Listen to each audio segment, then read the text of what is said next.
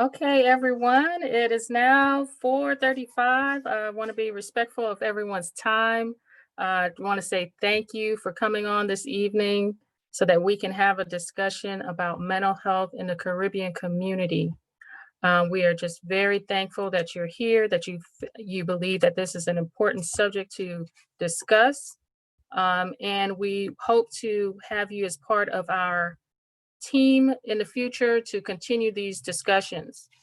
My name is Olinda Ricard-Hodge, and I'll be serving as the moderator for today's segment. It's running for 2 hours, but if you do have to leave, we do understand.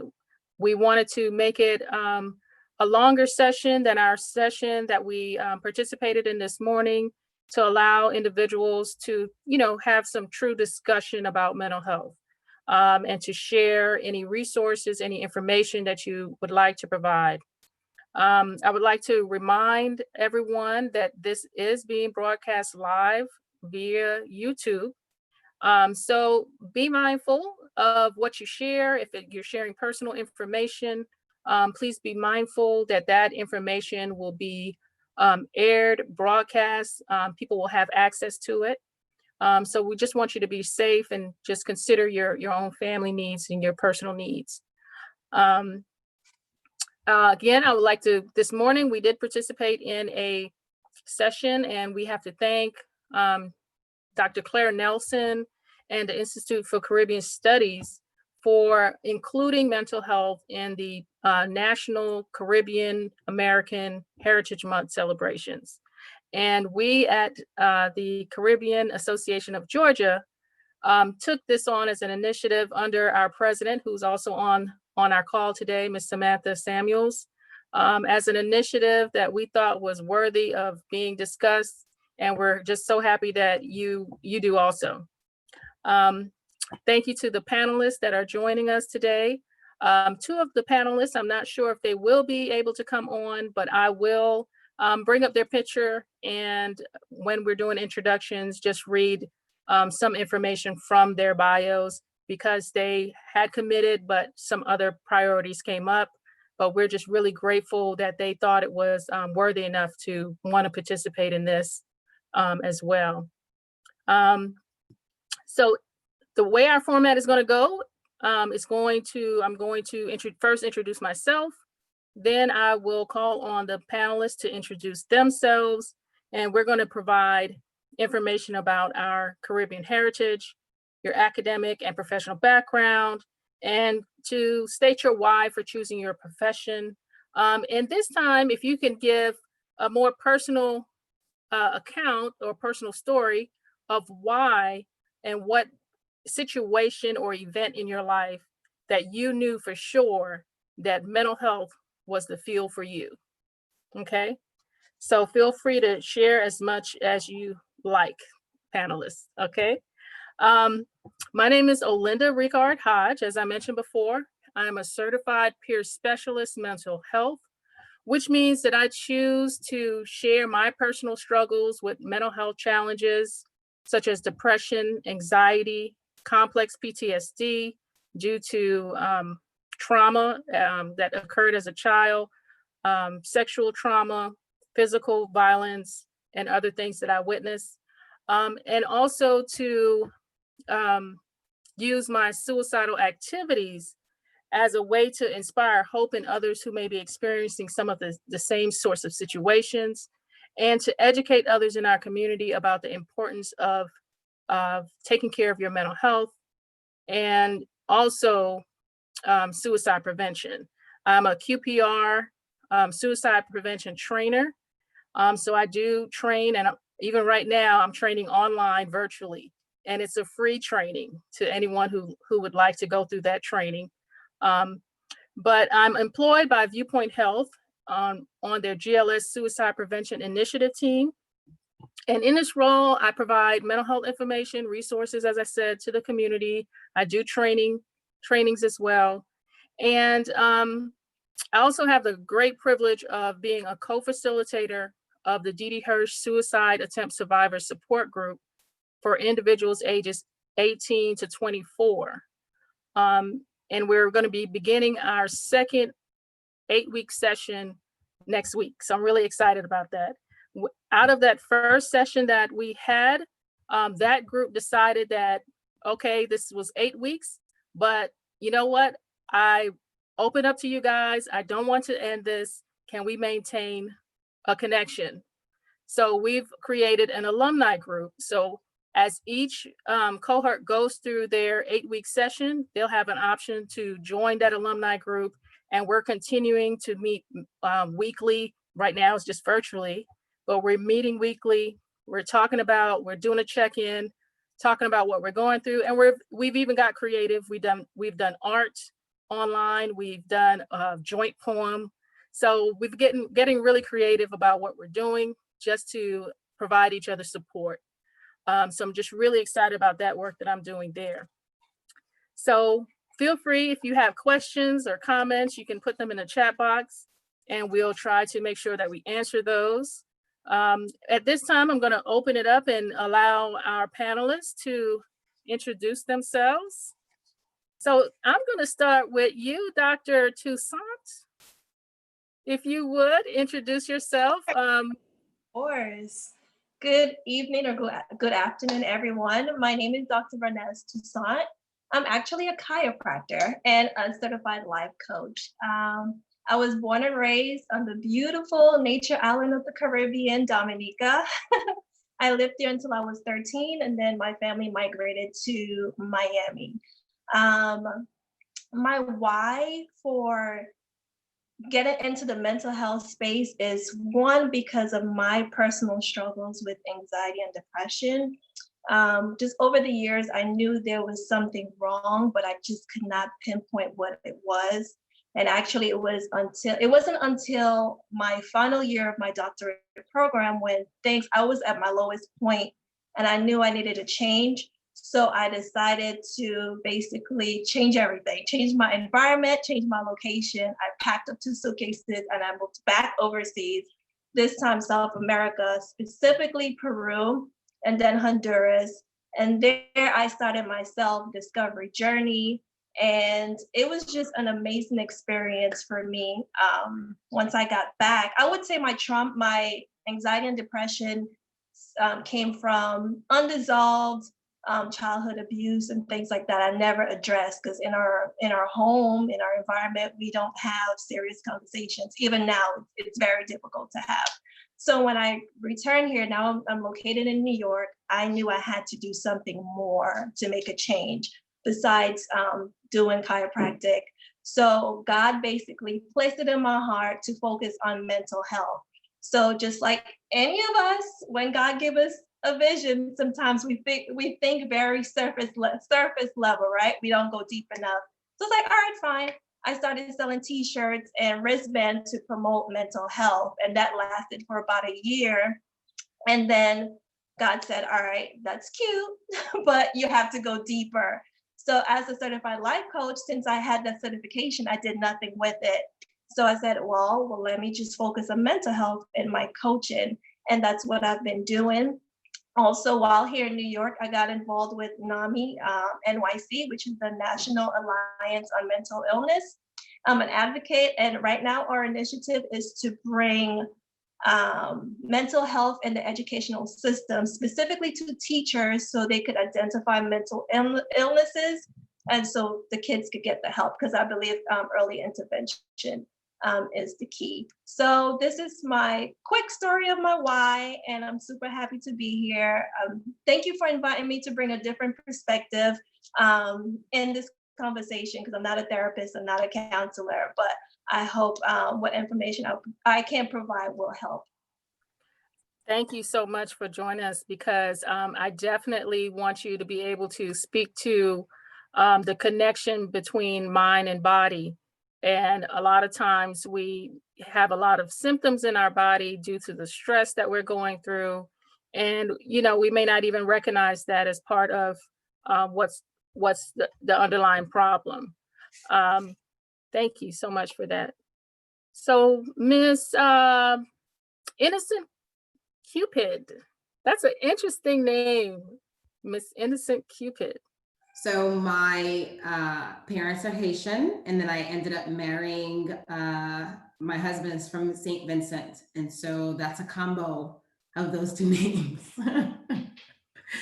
So good evening, everyone. My name is Molly Innocent Cupid. I am a licensed clinical social worker. And so I do have the clinical background. I'm currently working in an operations type of role where I'm able to provide oversight over numerous clinicians. So I kind of have a little bit of a bigger impact. However, I still do have a love and passion for the clinical work.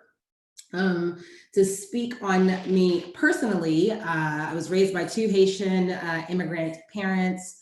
I spent a few years in my early childhood in Haiti, came back just in time to start school in the US.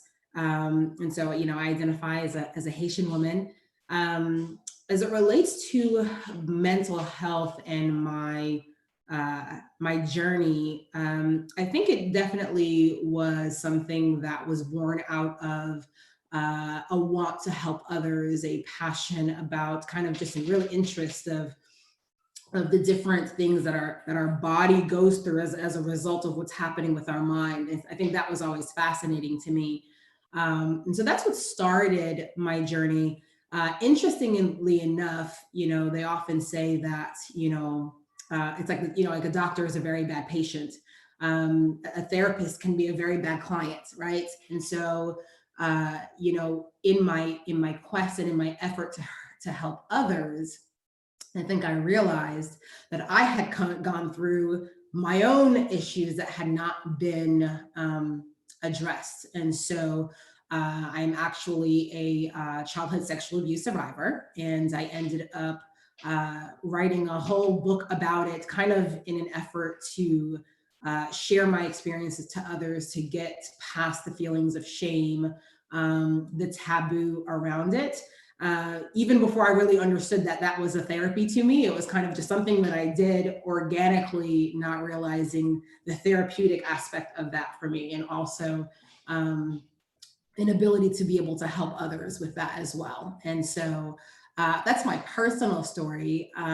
Where I am as of today, I'm actually in a PhD program, sociology program at Georgia State.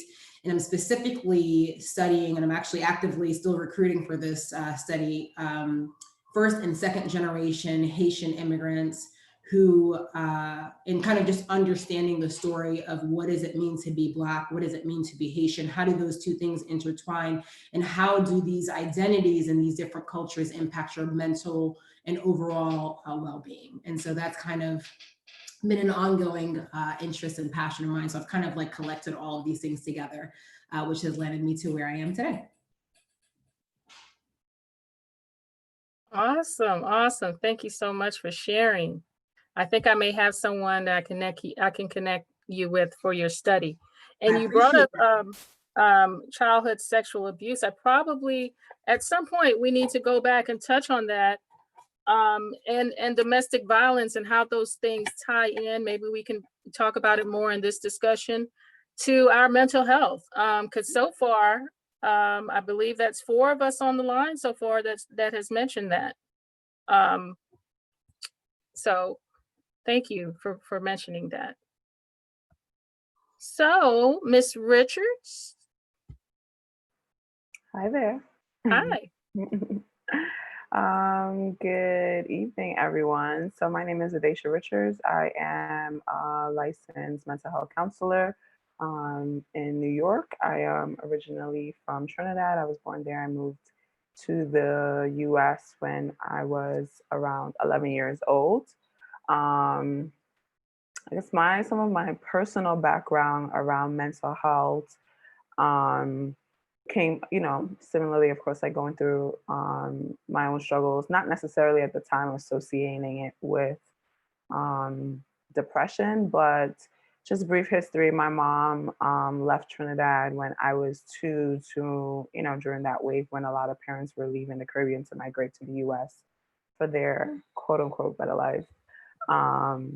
And during that time, I spent pretty much almost about, you know, 10 years away from my mom, and then had to move to the US and reunite with her. So I did struggle throughout my time, and once I kind of moved to the US, around like not being able to connect with my mom. So I had like a lot of my own depression and issues just around like my relationships, a lot of abandonment issues, being really hurt, having a hard time being able to like reconnect with family. I kind of felt re-traumatized from one, having my mom gone for so long, and then having to move to another country and lose the family, and all the things that were, of course, like a part of my world. And then during my time in Trinidad, I as well experienced being sexually abused, and there was a lot of just family conflict and tension and things that, my environment was extremely chaotic and unstable. And then later having to continue to deal with the trauma and the issues that I developed out of those relationships, like not feeling my own sense of safety and having a hard time developing relationships, and just kind of feeling comfortable, with myself and my own esteem, and just wanting to be heard and resolve my own concerns around the impact of being left behind in a country, that is deemed as something that was like a sacrifice and supposed to be a good thing, for the children that experience it. It's supposed to be like a better life for your parents and a better life for you. However, of course, like there's the flip side of that I did not experience it in a positive way, and that was not being heard. So I did, go to therapy at some point when I was in high school, and I continued to engage in therapy throughout my 20s and adulthood to attend to my own personal issues. My professional desire to be a therapist came out of, one, my experience, and then just kind of being the person that people would naturally be drawn to talk to. I was always very analytic, very curious about people and their behaviors, and wanting to like help and be there for them. And so I decided pretty much like once I was in high school that I was going to be a therapist, and took that course and navigated that, being from, Trinidad, where it was like, you want to do what? You want to be a therapist? What is that? What does that mean? That's not usually the route they say, like, go to America and become a therapist. It's, go to America, maybe, a teacher, a lawyer, or something else. So choosing a path that not always, made sense to the family and a culture that doesn't even recognize mental health, jumping into that field when I was, went straight into college at 18, and deciding to go for psychology. That's, also been a challenge, navigating our families while we're jumping into a mental health field. So that's a bit of my personal background. Now I am the founder and owner of a group private practice in Queens, New York. I do my clinical work and I see clients on my caseload usually around similar issues of childhood trauma, anxiety, and depression, really trying to work to support my clients through what I describe and I experience as coming from like a survival mode through our traumas, and learning how to resolve them and replace the defensive behaviors that we created out of our traumas in order to live healthier lives. I also supervise my team of clinicians that are working towards their license as well. And I host interns from colleges and do talks and all sorts of other things. I wear a million different hats. That's almost, kind of, we can say, typical of most Caribbean people. We like to stay very active, have multiple jobs, always pursuing different, multiple things at the same time. So we're very resilient, hardworking people in general. Yes, so thank you so much for sharing. Okay. Madam President, Miss Samantha Samuels. Oh, unmute. I thought you unmuted me. I did, I tried. We're probably playing tag. But hello, everyone. Good afternoon. And thank you all so much for joining this panel, this mental health discussion. We are truly excited for you all to be in here. Olinda, you're doing absolutely an amazing job moderating this evening. Mental health. As she stated, my name is Samantha Samuels. I am the president of the Caribbean Association of Georgia. And one of my biggest things for this year as the president was to bring mental health forefront, full force. I mean, I just came full force with it. When they asked, they said, so what are your focus? Mental health. And I'm just really excited that we're actually seeing a lot other Caribbean communities in Georgia that is taking on and having the discussion about mental health now. So it's really, really important. I started with Caribbean Association of Georgia. It's been a while back. But I'm just truly excited. It's okay to tell. You can tell. It's been so long. It's been over 5 years. Caribbean Association of Georgia have been an organization for 10 years. Actually, last year we celebrated our 10th year.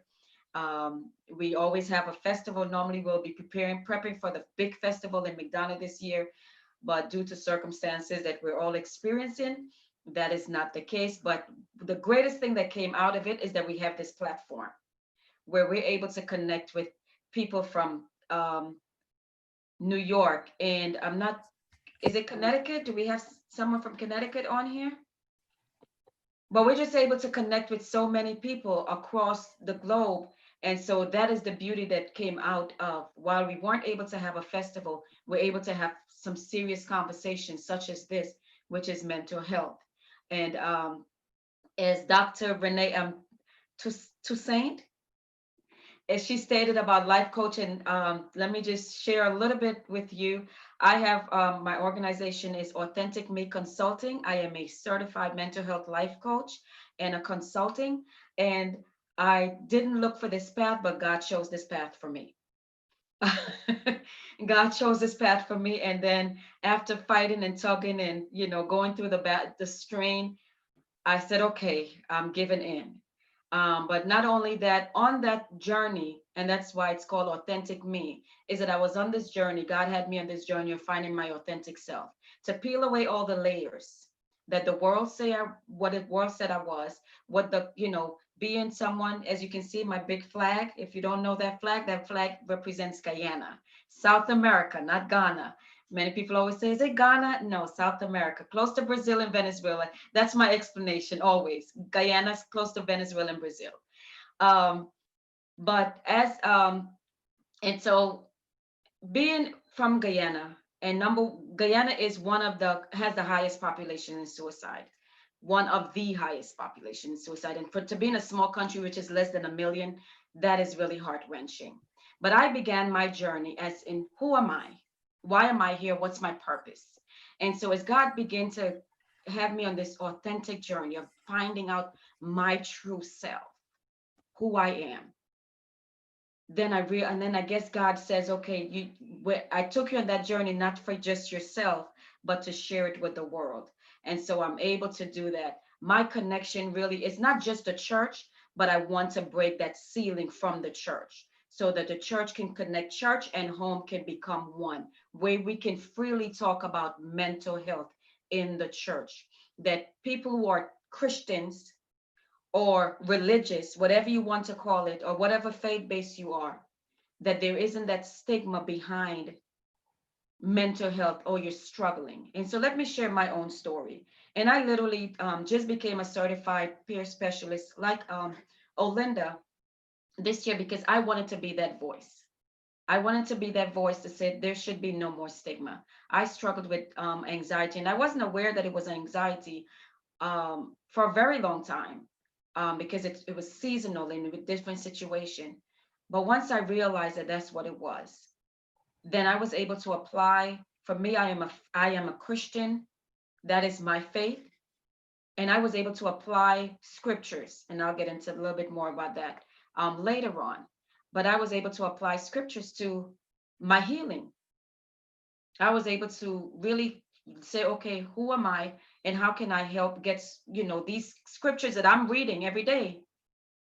How can I apply those words to my life and so that for me, that is how I have overcame my anxiety. So like times like these, when I would have been panicking and freaking out, and it doesn't mean that I still don't get a little panicky. Olinda is always by my side. It's okay, you got this. But it's not as severe as it once was, because now I can rely on my faith, and I can really, really, truly embrace my faith. So my why, one of my why is that as a career specialist, I did career specialist for individuals with developmental disabilities and mental health. Love my DD population individuals. Oh my goodness, I could work with them all day. But when we came to the individuals that struggled with mental health, I would take 3 months to find them a job. They would take 2 days to quit a job. And then my employer would say, oh, at least you have a job, just get them another job. And then I have to go to, supervisors and managers and said, this person is such a great person. They're such a, and I thought, you know what, I just can't, there's something more to it than that. And I think with me just on that journey, just questioning everything as I am, that's who my authentic self is. I am going to research and question everything. I realized that there was more to than just finding someone a job, that if we didn't help them mentally, and we'll get into that later on. So I don't want to go too deep because it's a 2-hour conversation, but that was one of my why. And my why is to connect the church with the home life, because 5-6 days you're in your home, you don't know how to connect whatever you've learned on Sunday or Saturday or whatever day of the week that you went to worship. You don't know how to connect that. You walked out and you were still depressed. When we have pastors that are committing suicide, there is a problem in our church. And then people are like, well, I thought you believed in God. Yes, but were you allowed to deal with the situation? So that is my why.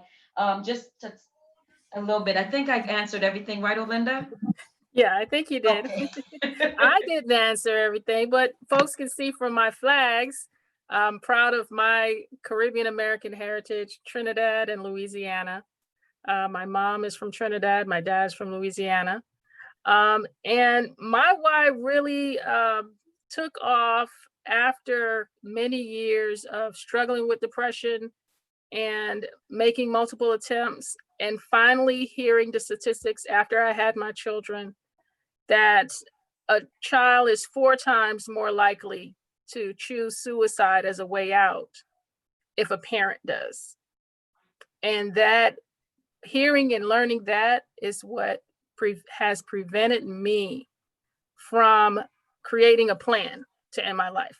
I'm not going to sit here and say, no, I don't get down moments and I think about it, like, what's the point? Why am I here? I have all these thoughts. No one cares. I'm insignificant. I have all these thoughts that run through my mind from time to time. But I always remind myself, even when my relationships with my children aren't at their best, that I can't do that because I don't want my children to follow in my footsteps in that way. So yeah, that's very, very significant. I'd like to invite our guests who are on the line right now. If you wouldn't mind, you can I can unmute you, or you can raise your hand.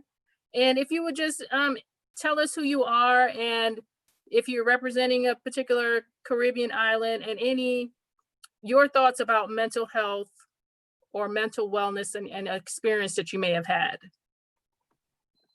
Anyone willing to share? Mr. James? Oh.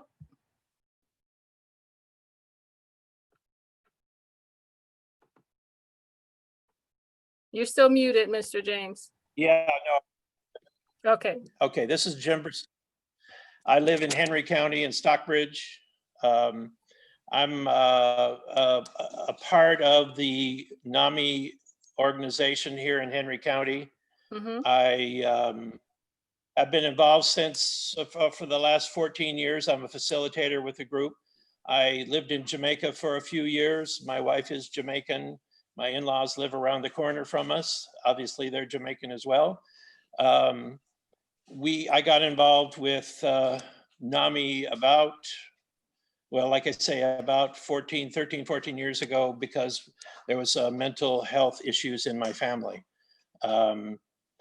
I took a family-to-family class back in 2007 and eventually became a facilitator for support groups. And NAMI, I heard earlier, NAMI is a nationwide organization. NAMI Georgia is what we're a part of. We're also a part of the affiliate here in Henry County. I wanted to be on this call to make people aware that we do have NAMI here, like I say, in Stockbridge, in Fayette County, and Clayton County. And if anyone is interested in joining our support groups or being a part of us, the best way to get a hold of us is really to go through NAMI Georgia, their website, and through that they can you will be able to find where we meet, when we meet. Right now it's hard to meet, so we have Zoom meetings for our peer group or a connection support group. I'm also, Brandon Cooper should be on the line today too. He's the president of our organization. And I really would like for everybody to be aware of it, so that if they're interested in, like I say, if they're interested in joining, to please do so. Okay, well, thank you so much for joining us. I'll just ask that you maybe text a website in the chat box that folks can visit that. And some of our guests are calling from other states. So also that it is a national organization. And I think that's one of the things that we have to make sure that folks are aware of resources that are in their community, that they can become a part of. A lot of times, because of the stigma involved, people do not do research on the subject. Maybe they're scared it's going to show up in their history online, but it's up to us to start spreading the word about resources to support families who have mental health challenges and situations. Anyone else from our audience care to speak? If not, I'll just go ahead and bring up the photo for one of our guests. She's going to be joining us on Saturday. Saturday, we're going to have and all of you are welcome to join that. That discussion is going to be about peer experiences. That's for individuals who actually have lived experience with mental health challenges, and including substance use challenges as well. Her name is Dr. Serenka Albert. She is a licensed clinical psychologist who was born and raised in Queens, New York. Both her parents are from Haiti. She was born in New York. And she provides her own unique down-to-earth perspective on issues which impact mental health in communities of color by using her Haitian culture. She uses this lens to inform her clinical approach and to provide client-centered, culturally competent care. She's a CEO of a private practice. It's called Belle La Vie Wellness Services, which specializes in individual, family, and couples counseling. Again, wearing multiple hats, she is an adjunct professor with a doctoral program at Queens College, while concurrently maintaining a clinical role at Governor's Hospital. So she's very well accomplished, and she will be joining us on our session on Saturday. This morning, we had the pleasure of having a gentleman by the name of Jordan Mike. He was on earlier this morning, but he is actually the moderator for a men's only discussion that's going to take place at 6 o'clock. And Mr. Mike is Bahamian. He's a doctoral student at the University of Florida, working towards his PhD in counselor education and supervision. He also serves as the student liaison for the Association for Multicultural Counseling and Development. And his research really revolves around internationalizing counseling throughout the Caribbean, trauma, crisis work with minority communities, and community healing. So I thought it was just really very important to share that there's a lot of great work that is taking place. We are stepping up in our community and becoming more involved in providing mental health services. We may not hear it as much as we ought to, but our goal is to change that and to show, and for many people may decide not to go to a counselor because they feel they can't relate to them. So a culture of finding someone within your own culture to seek counseling with can make all the difference. So I think that's just really important, that we let people know that you guys are out there, and that how they can start getting in touch with you. So I'd like to just go ahead and move on and hear from you, our professionals in the room. How do you define or distinguish for individuals who have lived a life filled in fear of the stigma, the significance and importance of addressing their mental health and defining for them what is mental health, what is mental illness, and getting them to, accept that they may need some help? Can anyone speak to this? Dr. Hi, Renee? good afternoon. Good afternoon, I'm sorry. Hi, my name is Trania Paya. How are you? We're fine, how are you? Good, thank you. Can I comment on your question? Sure. Or is this only for, I can't really see everyone, sorry. Oh, we can't see you either. You're not sharing your video? No, Okay. but Where are you calling from? New York. New York? Okay. Are you a clinician or are you just someone that's joining us on the discussion? I am actually a substance abuse prevention and intervention specialist Okay. at middle school and elementary schools. And I work with a big Caribbean population. I'm Guyanese as well. Okay.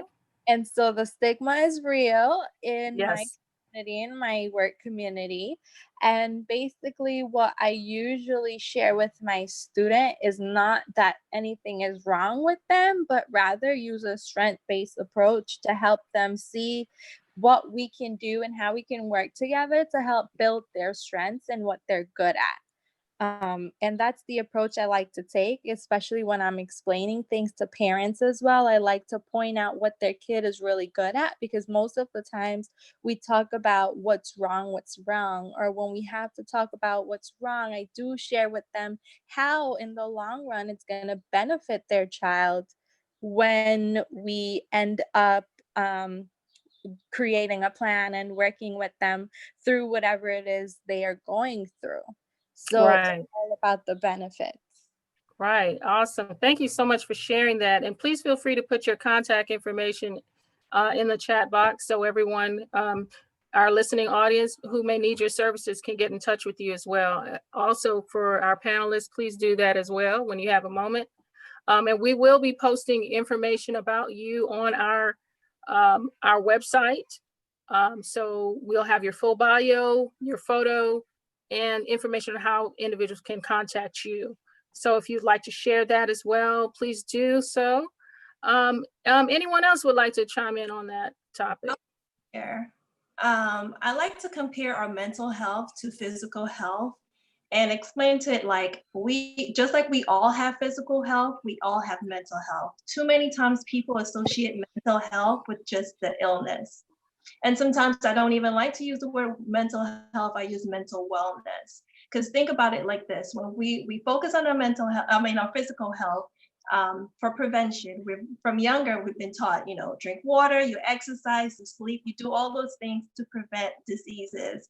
and getting sick, right? So we can do the same for mental health. I believe if we don't learn how to to deal with traumas and things that we're going through in our lives, if everything just keeps piling on, then I mean, I understand some cases are different, but if we don't address the situation head on, it will pile up, and then we get the mental illness. So that's how I try to explain to everybody. Mental health is for all of us, and look at it as on a preventative spectrum, Right. as opposed to just focusing on the illness.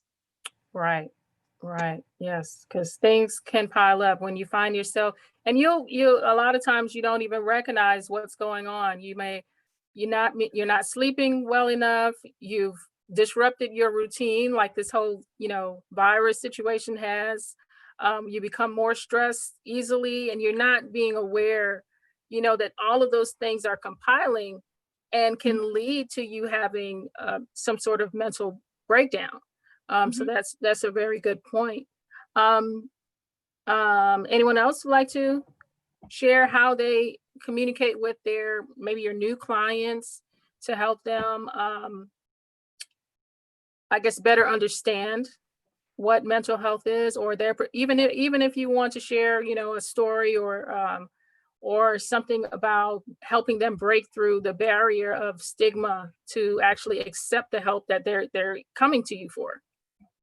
I'll speak a little bit about addressing it. So I would say, when clients usually come to us, they already have like some sort of identified issue that they want to work on. So they've, probably at least already started to break down, what mental health and their concerns are coming in.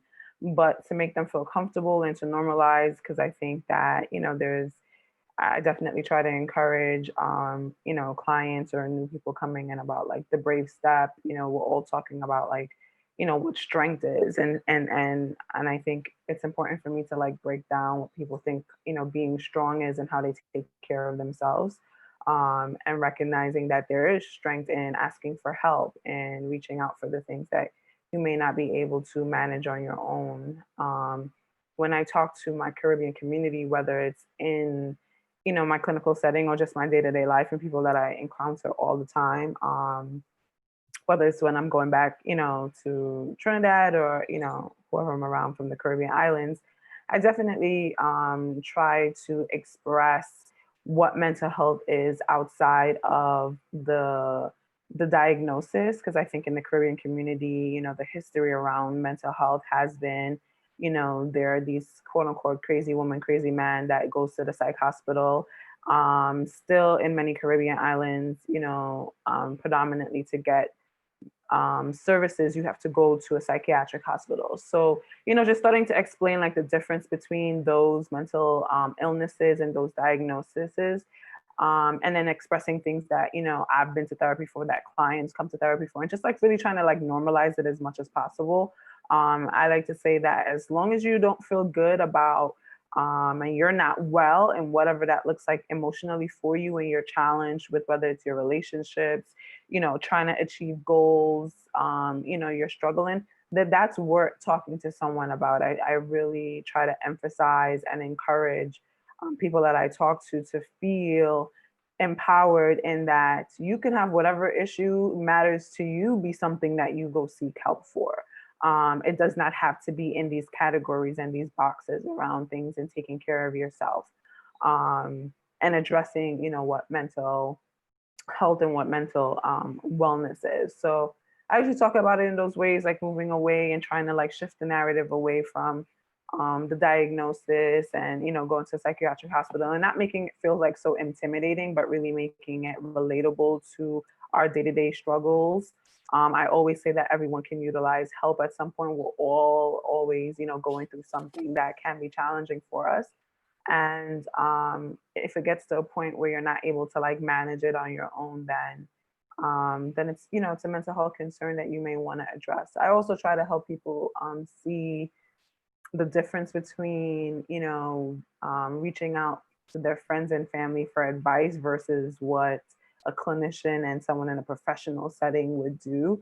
So I also try to like break down stigma and barriers around that. Like, well, I know, you know, I don't, especially in the Caribbean community, like, you know, I don't want people in my business. You know, why should I have to go ask, you know, tell somebody this? How are they going to tell me by, I already know what's wrong with me. And I always tell people, well, just because you know what's wrong doesn't mean that you know how to resolve it.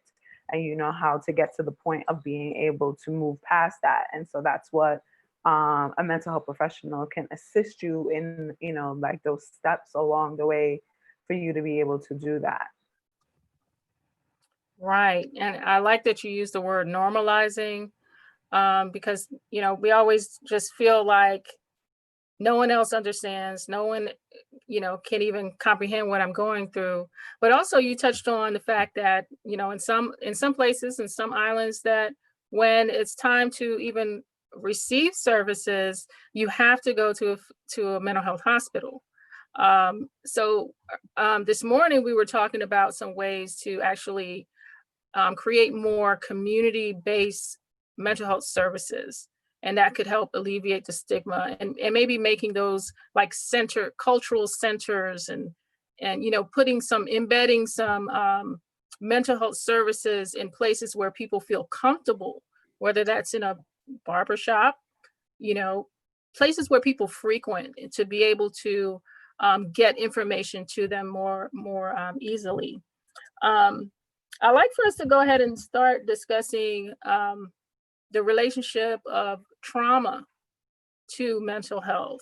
I know, Ms. Richards, you do a lot of focus on the trauma related to families being separated, and how that impacts someone. Dr. Is it Toussaint or Toussaint? Toussaint.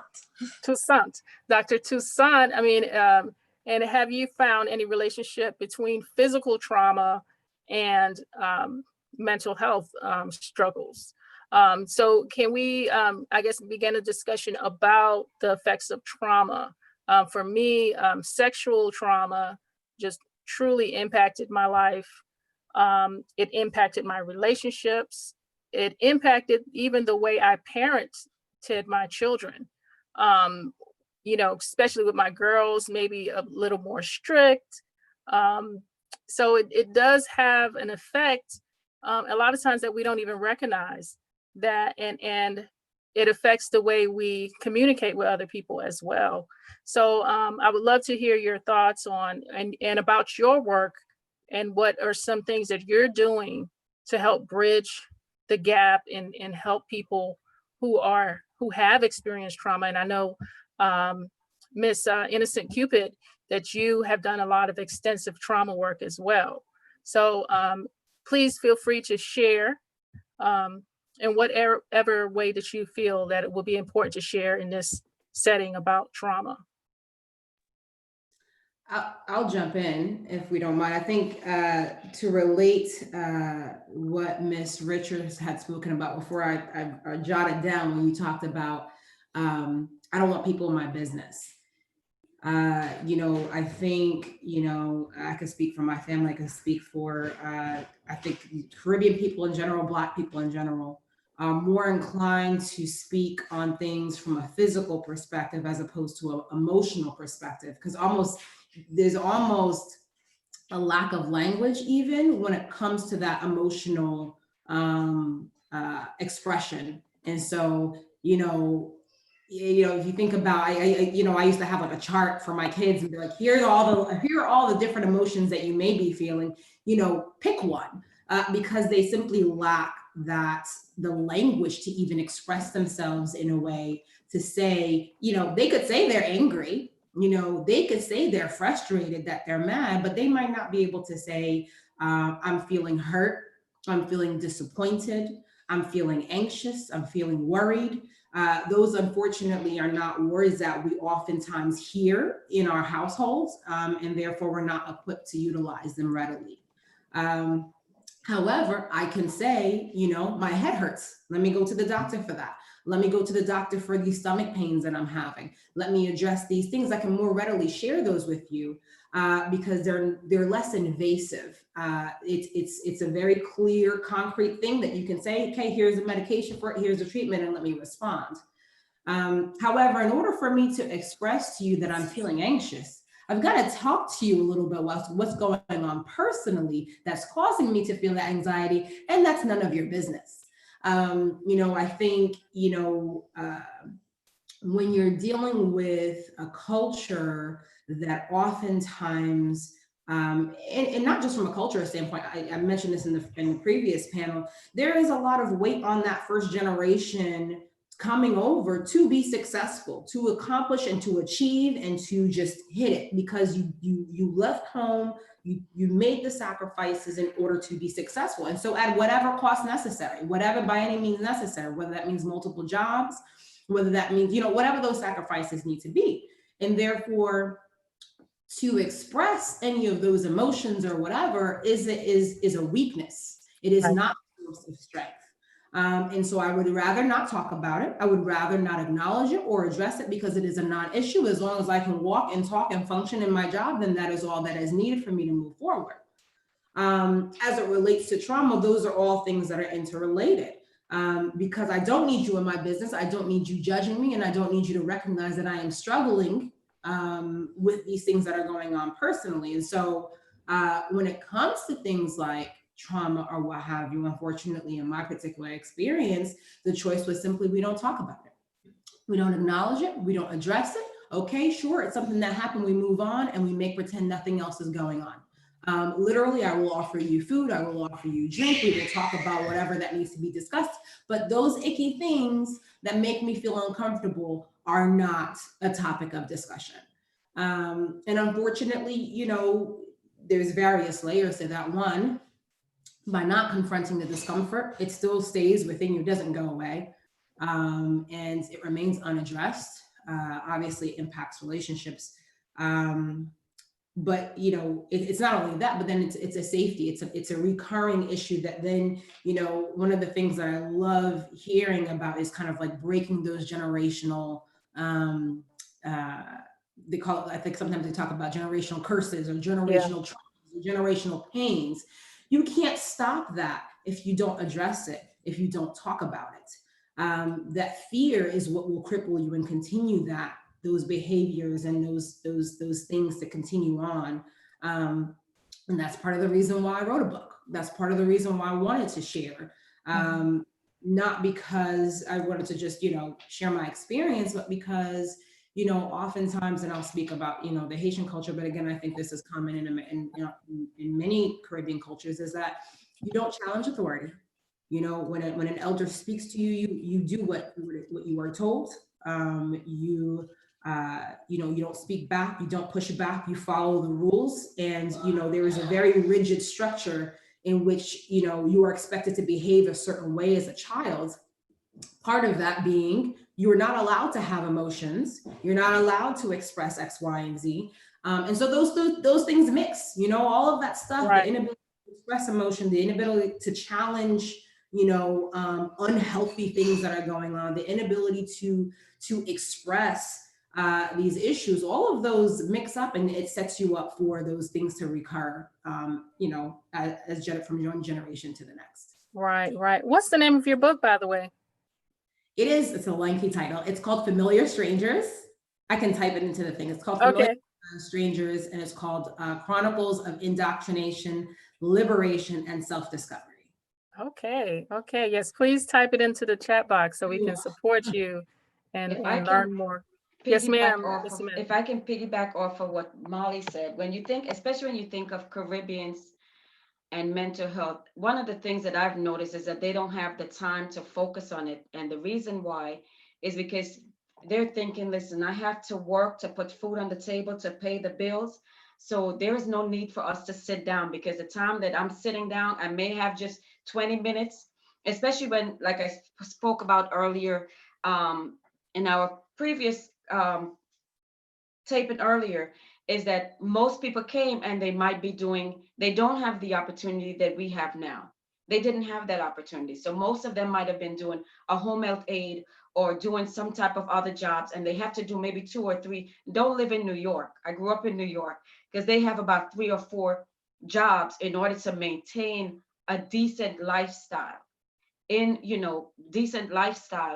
so because of that, they are not able to focus on these issues. And even if they live in the Caribbean, they have to work so much more harder than the regular, you know, whether it be a Caucasian person or not, that they're not able to focus. And I think that's what gave me some sort of relief, and to kind of give that first generation a little bit of a break, is because if you think about it, they're trying to make sure that, listen, you're going to get an education because you're going to be better than I am. So when you're, you know, you're saying, oh, you're sad or listen, go sit down there because I'm trying to get you better. And so their focus is not so much on, let's deal with this, because they don't understand that mental, you know, struggles or mental, what are you talking about, mental health and mental wellness? Listen, like you said, Molly, get over it. Just get over it, wipe your tears, and don't let it be a boy. You better not cry. Right. But it's because they've had so many things that's piled up on them that, and they're trying to make the second generation better than their generation. They want to make sure that you get an education and that you go to school and you do right and you do this. And all I need you to do is just listen. Like you said earlier, we were seen but not heard. Because all I need you to do is listen to what I'm saying, because in their minds, what I'm telling you, it's for your benefit. Yes, I understand that maybe I had to leave you, like with Dr. Miss Richard. You know, yes, I have to leave, but I'm doing that to make a sacrifice. So stopping to think on mental wellness or mental issues, it was never in their forefront. It's never for them to think about, because we started late in life, especially as African American or Black Caribbeans. You kind of had a little start later in life. And so their thing is all about working, giving you great work ethics, because I'm sure many of you, what you have from your parents is great work ethics. So they don't deal with the emotional part of it. Yeah. Right. And that brings up a great point too, that, you know, carrying all that burden, all that stress, you see a lot of substance abuse in the Caribbean community, a lot of alcoholism, okay, a lot of healing themselves with the herb, and a lot of times not recognizing that, yes, you can become addicted to that, and you're using that as a crutch to not address the real pain that lies beneath, because you really want something to help you feel better. That's a whole nother discussion there as well. Yeah, Mhm. it essentially becomes a badge of honor. I mean, truthfully, matter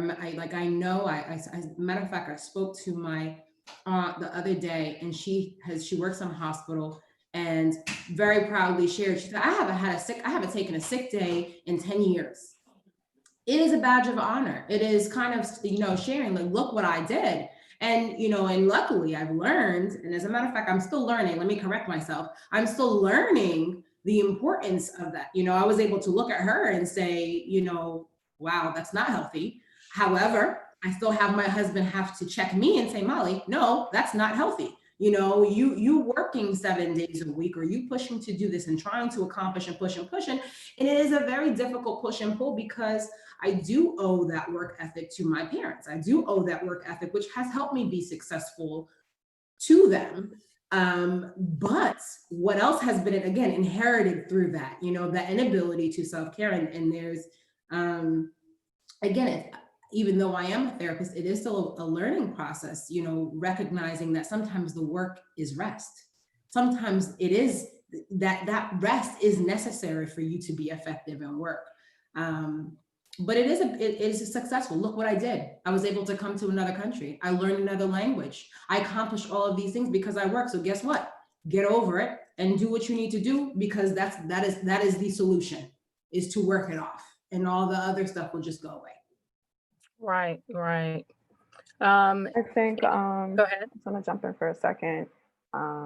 Absolutely agree, you know, with Molly around like wearing that as a badge, you know, of honor and the successes, and no one can ever deny, you know, how hardworking the Caribbean people are. But I think when you're taught that's what success looks like, you know, that pressure to come, you know, to get the education, like that's, you know, the thing that is, you know, pretty much bombarded into your brain, right? Education, I can remember my grandmother saying, oh, those study boys, you got time for boys later, you have to go to school, you have to do this. Like, that's what I grew up hearing. But there's a cap on that, because, one thing about trauma and learning to like work through that I work with my clients on is, through trauma, there are things that we learn that helps us survive and cope and, and move through, what we're going through.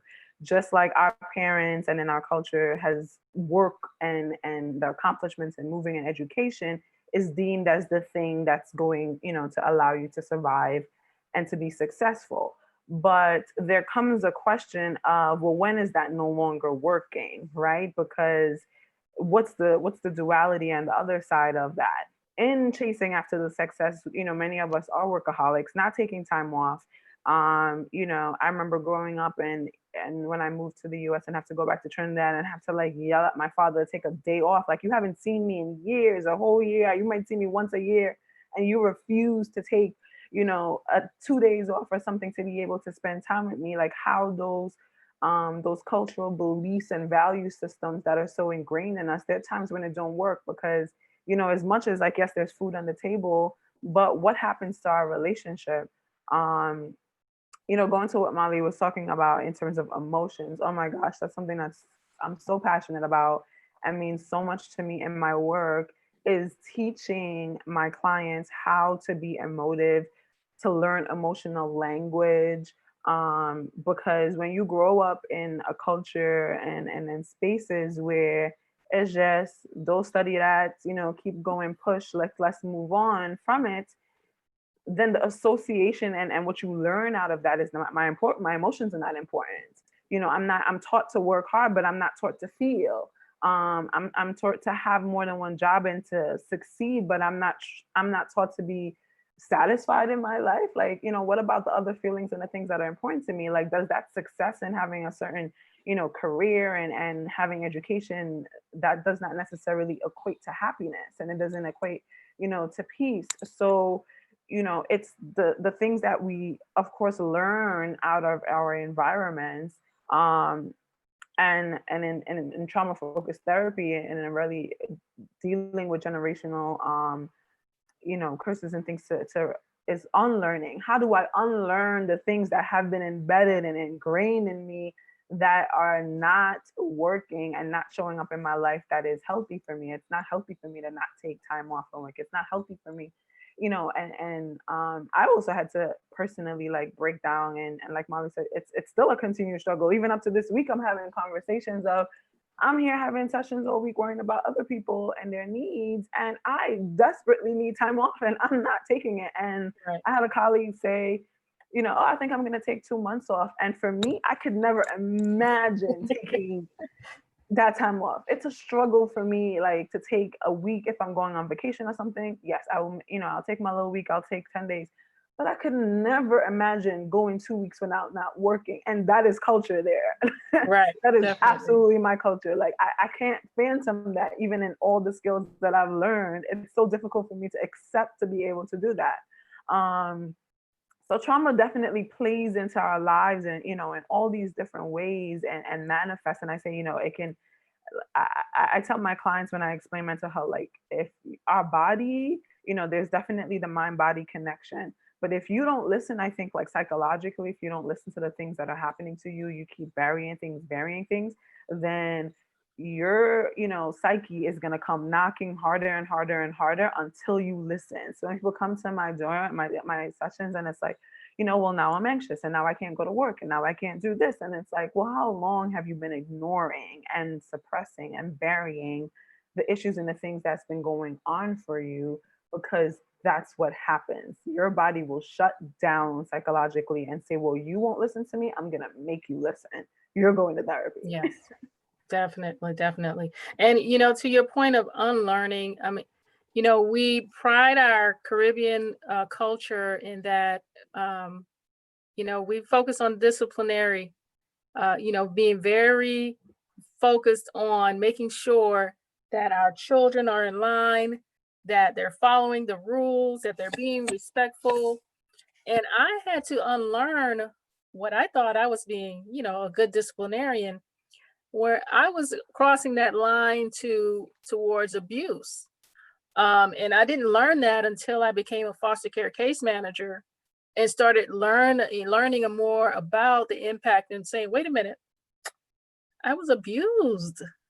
You know, that wasn't just a beating, a spanking, that was a beating. Okay. That was a beating. You know, so unlearning and that physical trauma that I experienced in my body caused me, along with the sexual trauma, caused me to be very hypervigilant and to become startled very easily. I have almost, you know, a sixth sense. If my door is closed and someone tries to open the door, I could be in a sound sleep, I will wake up. Even if the door is open and someone enters my space, I can feel it. You know, so that trauma, you know, and a lot of times, you know, all of the emotions and things that God has given us, he's given us for a purpose. And that's a form of being able to protect yourself and, you know, be aware. But you carry those feelings in your body. And many times throughout the duration of your life, if you don't recognize where that stemmed from. One last example, and I know Dr. Toussaint, that you may want to chime in on this. And another example of an experience where my body responded is through a sense of smell. And this was maybe 5 years ago. I smelled a cologne, and I hadn't smelled that cologne for maybe 15, 20 years. When I smelled it, I went into a panic. I started yelling at my husband, what is that? You know, where did it come from? Get rid of it. I couldn't even understand. I didn't even identify it was a cologne at that point. I was just having these feelings. And it's when I recognized that that was the cologne that one of my abusers wore. Of course, I made my husband get rid of it. But your body keeps a score. I can't remember who that quote is from. Is it Brene Brown? It's a book. No, it's a text. I'll find it. Yeah, it's a book. Yes. That's so Credit to whoever made that phrase, but it's absolutely true. Your body keeps a score, and it knows, you know, when you have been violated, and you can re-experience those traumas repeatedly. Sometimes not even being aware of what's going on. So Dr. Toussaint? Yes, I wanted to touch just on a few of the things the lady says, because I just had a aha moment when you were talking about Caribbean parents working too hard. I remember I was a senior in high school, and my dad was working like 80 hours a week until his body like completely shut down and he stopped working for a year.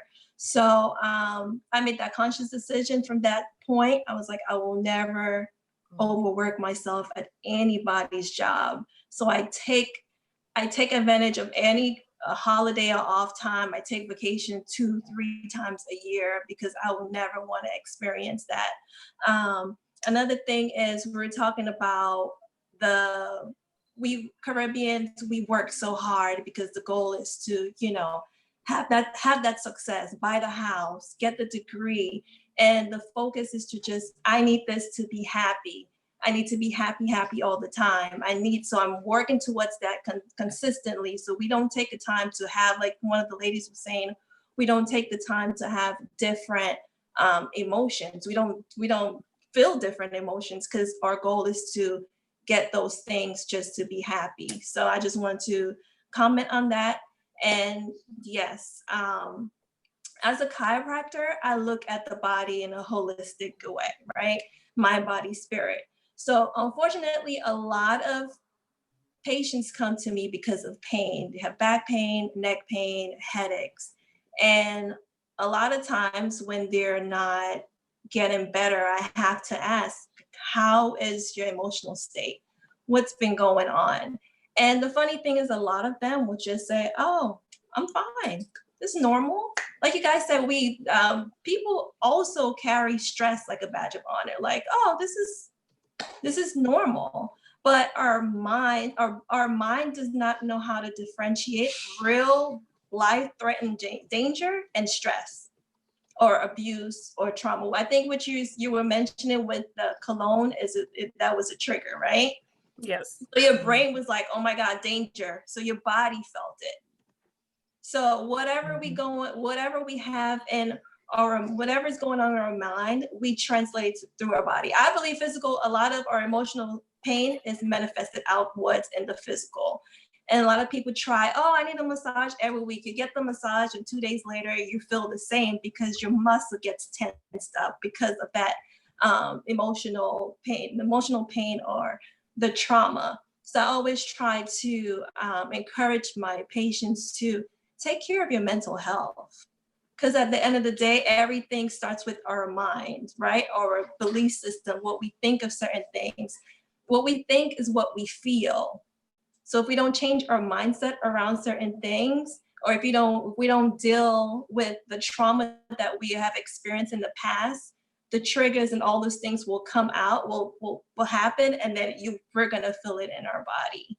So, yeah. I want to add to this because I do feel like, when you peel back layers, I feel like, we talk about, the need to address trauma. But before you can address trauma, you have to learn to express emotions. And before you can learn to express emotions, you have to learn to communicate.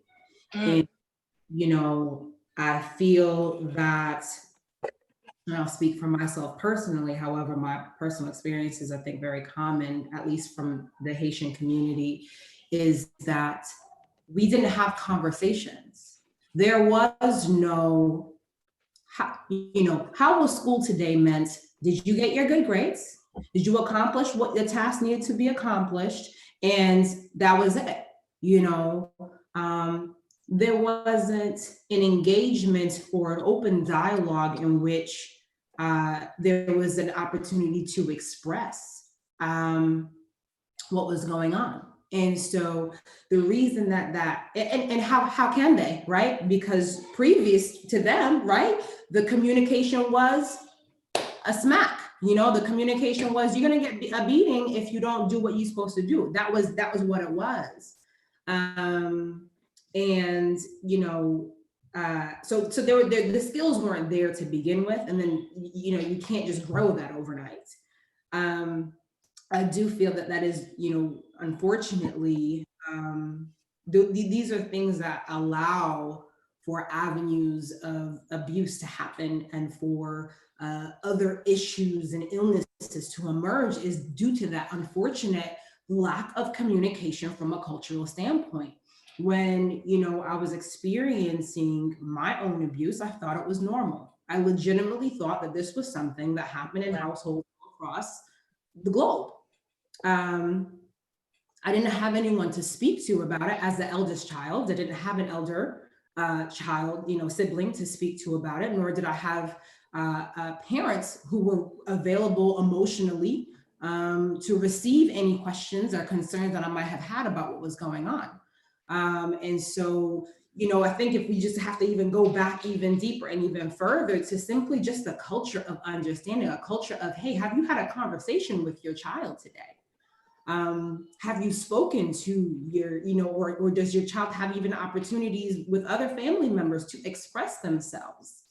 I think I was bold enough once. I think I got sassier when I got older, with whatever risk that had. And I remember I was just exhausted. I was, had so many classes I was taking and whatever was going on. And I think I expressed something along the lines of like, oh man, like, oh, I'm really stressed out right now or something. And my father looked back at me like I was completely insane. Like, what do you have to be stressed out about? All you have to do is go to school. I don't ask anything else of you, but for you to accomplish perfection at school. So what is it that you have these emotions for? And again, this was a period in which I was being sassy. I looked at him and I said, do you know that dogs have feelings?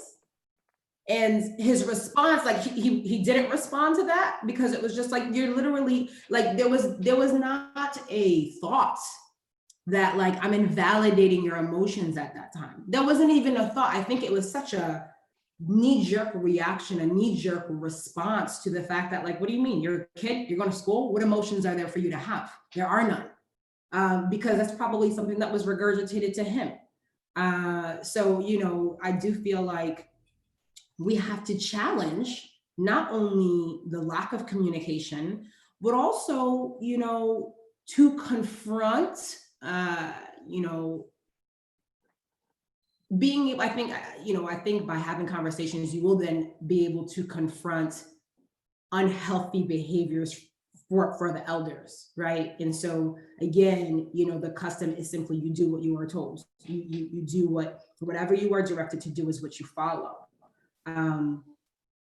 But you know, like I said, had I had that opening, had I had that opportunity to comfortably speak, and perhaps again, that's I think just question to say, hey, is this thing normal? Should this be happening? You know, I don't know how this is supposed to be.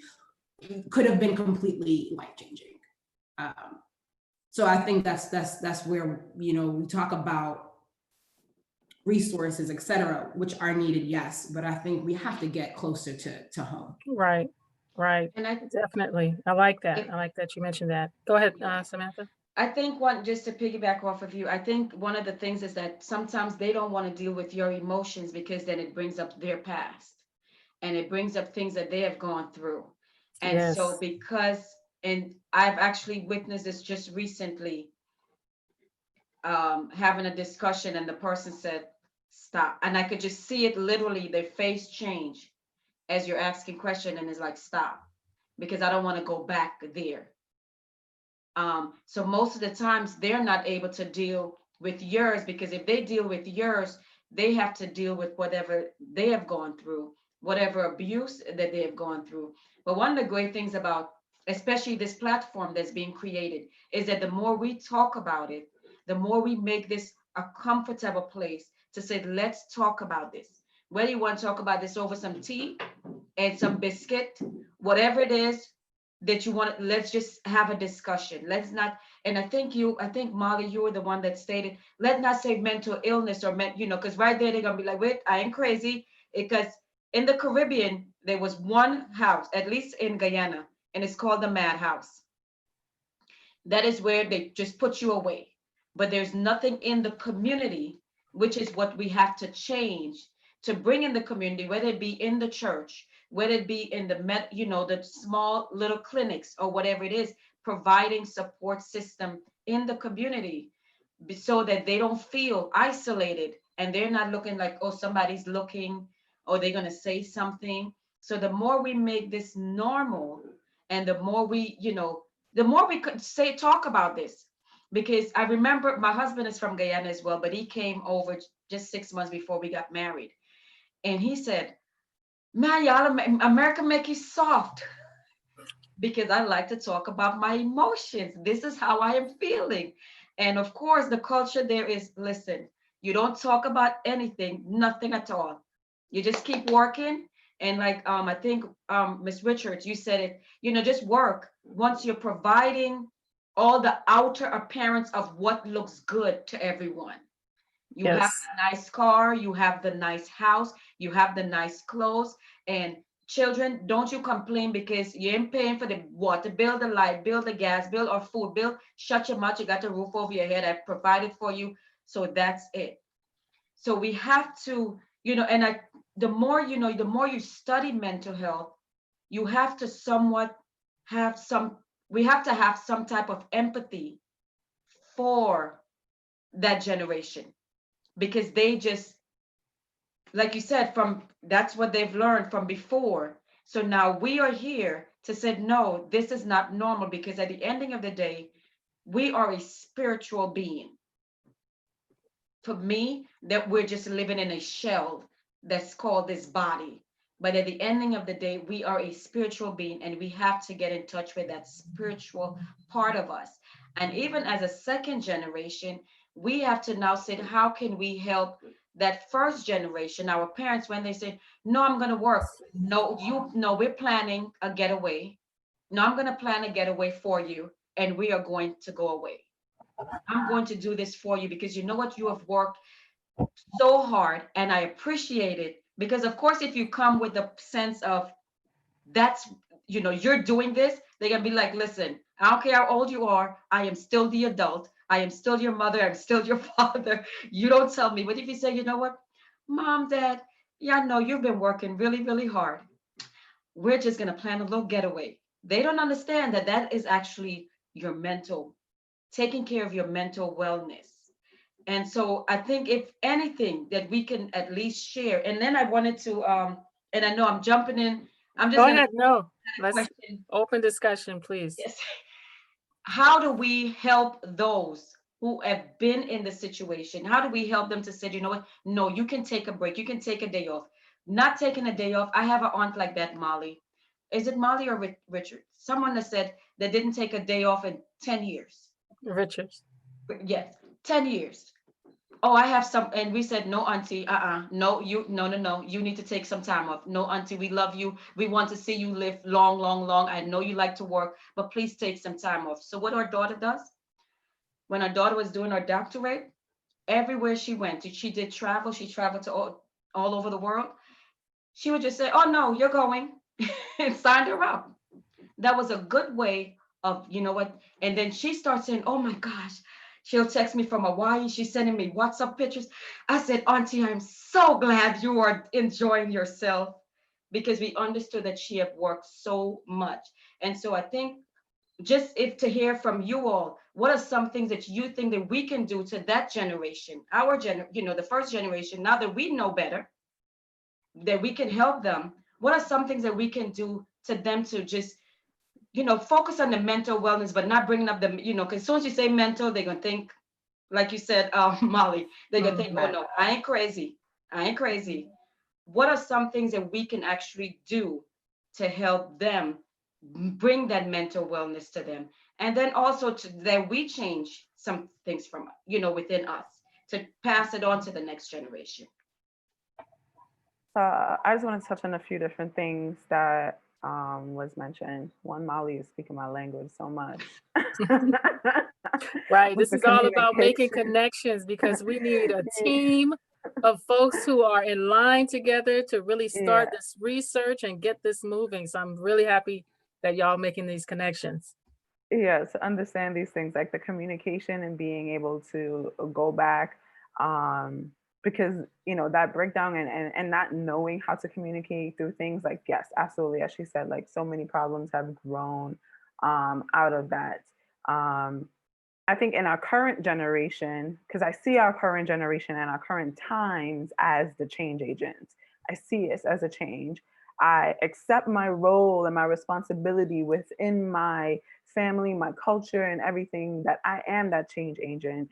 And before I became a professional, I saw myself as a change even within my own family system, because I wanted differently for myself, and I was willing to, go against all the odds of everyone who challenged me in order to still accomplish those things. So I think that our individual healing is important. It's important for us to be comfortable with questioning things, because I questioned a lot. I questioned a lot out of just not liking, the way that things were around me. And I think in being and pushing myself to think about things, because I was definitely different, and I definitely think and experience my emotions differently. And for whatever reason, God decided that this was going to be my path, and he was going to make it a problem enough for me that I was going to figure it out. But not being afraid to question, to change, to admit, there's such a pride, of course, within our culture and with our people, right? And so sometimes I say that when tackling Caribbean mental health, that our pride is a barrier, because our pride allows us to be closed-minded, oh, I don't want to try that. Oh, maybe no, just very much in our culture, in our ways. And so it's good that we have these pride and we hold on to our cultural habits so much. But I think at the same time, we have to be comfortable with challenging it and recognizing that not all of it still, like I said, serves us in the times that we are now, or what we want to carry forward. Because if we continue to be so attached to the old ways of being, then we'll just continue to carry this into our future generations. And we really have to question, like, is that the way that we want our children, our children's children, and our future generations to be able to move forward? So being able to make that change. I see in like the chat that someone, Joseph asked, like, how do we teach and share our Yes, different thanks schools for of bringing that thought? up. And I see that with clients too, when I have my Caribbean clients, where they're just like, like trying to talk to a Caribbean parent about this, and still having those same communication barriers that Molly's talking about, because even till this day, it's still, I can't talk to them. I still experience this even, with some of my own family members, where I can't even imagine, having certain conversations with them. I'm Trinidadian, and Olinda might know, but we are rough. We grow up in a way, and we just talk rough. Everything is, there's no emotion, and our little roughness is a little aggressive. It's like, well, I don't want to talk to you if everything is a buff and a yelling, and this the way that we talk. Like, Trinidadians talk very, very rough. And so it's intimidating. Very matter of fact. Yes, trust me, I've run into so many. It is not uncommon in the Haitian culture as well. Right. I think it's just all Caribbean. We are very blunt, matter of fact people, which is taken that we're not sensitive at times, or we don't have feelings. But, I always try to explain, like, yes, I do. But in terms of teaching and sharing, I think, like, again, it's in our own healing and being okay with the barriers that you may face with family. So once I started to do like little things and setting my boundaries and stuff. If my mom or certain people in my family talk to me a certain way, I say, you don't have access to me if you're going to talk to me like that. If you want to have a conversation with me, I'm always open to talking, but this is the way that I communicate now. And if you want to be part of my world, you're going to learn how to communicate either the way that I need to. And it's been a long tug of war. And I'll specifically mention my mother, just because I've had the most issues with her, stemming from, our separation and traumas, and not being able to see eye to eye in a lot of different issues. But I've had to just assert what I was learning, what I would learn in therapy, and what I learned in my existence. I carry out my life in a certain way. And yes, I will be honest, and I tell people that are going through healing journeys this all the time. You may lose people, you may lose even your family, while you're protecting your mental health and you're taking care of yourself. And that's a sacrifice I'm willing to make for my well-being. Because I'm not going to engage in a toxic, hurtful relationship just because of culture, and just because here's my mother and all of these things, when I am not okay. That's definitely a line that I've drawn, in my life. So I teach that by just being. You want to talk to me, we'll talk a certain way. You want to lime and hang out, we can lime. This happened, and you want to continue to shove things under the rug and not talk to me for 3 months and then come back and act like everything okay. I don't do that. Oh, oh my gosh, yes, that's it. That is a no. Cuss you out. I don't do that. You're not don't cussing say me, sorry. right? You're not gonna cuss me. You're not gonna not say sorry. You're not gonna hurt my feelings. And you were wrong, and you still was wrong. Want to say sorry. Just want to act like nothing ever happened. Like nothing ever happened. Those are things that I continuously fight against, and always will speak up. It is not okay. And I say it is not okay. And I will tell my other family members, I do not enable. If that's your choice and you want to engage and be like that with whoever in our family, getting on in that way, that's your business. Mm-hmm. I don't subscribe to it. I don't engage in it. I'm not doing it with you. And you are more than welcome to, to hear me, to understand. And I think it isn't simple, just communication. My father on the other side is someone who's very open and lives in Trinidad, and I can have conversations with. And we have also had lots of barriers, as well. I was encouraged in therapy to express myself, to my parents about the things that I feel. I still haven't addressed, and been able to move through all of those things, just because those conversations remain difficult. But it is a way of being. And I think even if I may not be able to get the generations, behind me to make changes, I'm damn sure not taking this forward. You could believe that. It's going to be different in my household. That's what I have control of, is me and how I teach and what I bring forward in my family moving forward. I cannot carry, you know, all of the burdens, but in healing myself and healing my children, moving forward, they will heal, and we will continue, you know, in our lines of generations to continue to heal each other. Right, definitely. I mean, I think we have an obligation, this generation and the generation that's coming forward, just like with everything that's going on with the protests. You know, they have an obligation right now because of the technology that wasn't there before. So much more is being exposed, you know, and we have the opportunity to really expose issues that we're dealing with on a deeper level. You know, and like we're having this discussion today about mental health and all the issues that we go through. I wanted us to definitely, because this is something that's very important to me in particular, and to our culture, is that about suicide. And so I've been to several therapists that have not had any real training, and even doctors in the medical field who do not undergo any real training towards suicide prevention.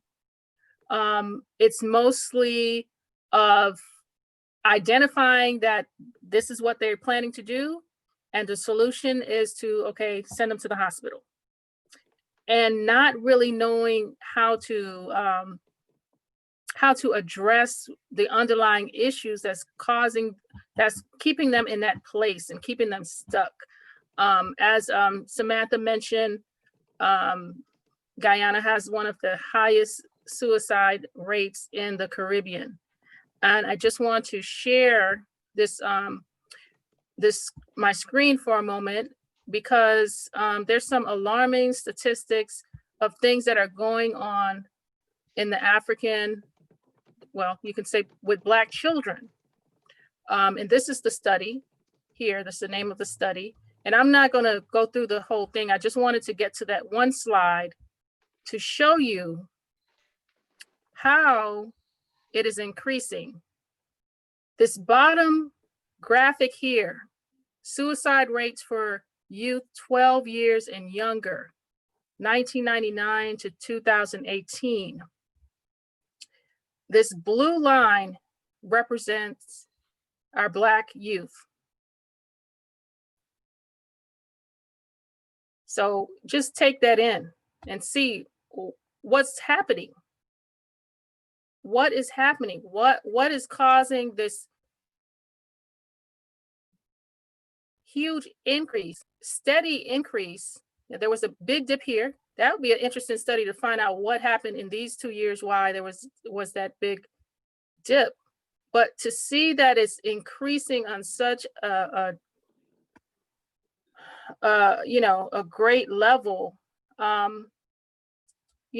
could be many things. So what would be some of your thoughts as to why it's increasing the way it is? Mine in particularly, part of it to me has to do with social media, exposure to so much more trauma. We have access in our hand to relive. We can watch that video multiple times, and people don't realize that when you're looking at something repeatedly and you're seeing something on that graphic level, you're becoming traumatized as well. You're taking on these feelings and maybe you're not associating it with that.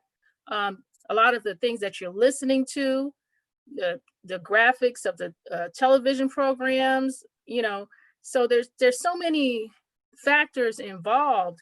But what are some of the major things that you would attribute that to, as far as why would our rates in suicide for our young Black people, why are they increasing at such a rapid pace? I'd like to speak on this from two levels.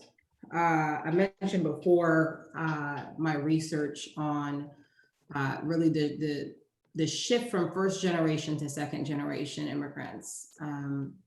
and I mentioned that, you know, I wanted to do it on many Black immigrant nations, Jamaica, Haiti, Nigeria, and other Caribbean islands, but I had to narrow it down to Haiti.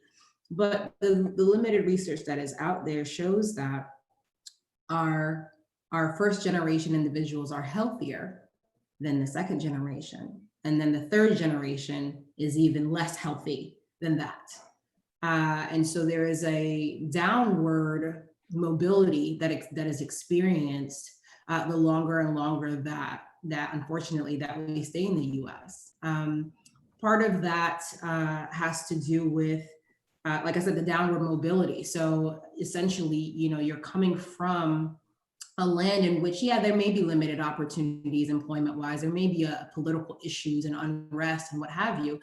And aside from any colorism issues, there is no issue with your skin. There is no issue with a race component. Your president is, or prime minister or what have you, is Black. Your teachers, they are Black. There is success in Blackness. And when you come to the United States, there is a shift. There is an importance on race that did not previously exist. Again, not to say that colorism is a non-issue. That's a separate conversation. But the emphasis on race becomes magnified, and the idea that when you come into a country with the goal of living the American dream, climbing that ladder, but you're confronted with a group of individuals who are socially at the bottom of the totem pole, that takes a toll on you. There is also this thing that is considered to be like the allostatic load.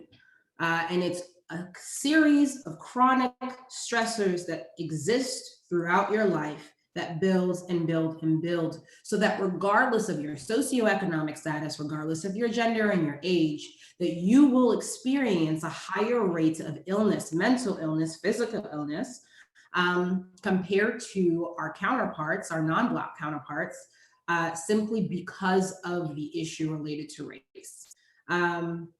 So that is one area that is a problem, right? The other piece of it, and I spoke about this a little bit earlier, is a lack of cultural competence. Unfortunately, these individuals, whether they are seeking treatment or not, there is a lack of understanding or connection as to how we express our illnesses, how we express our dis-ease.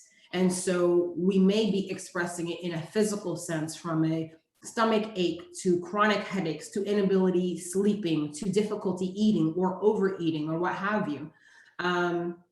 As a matter of fact, many individuals misdiagnose Black males typically are more likely to diagnose a Black male with schizophrenia, whereas a white male presenting with the same symptoms will be diagnosed with a mood disorder.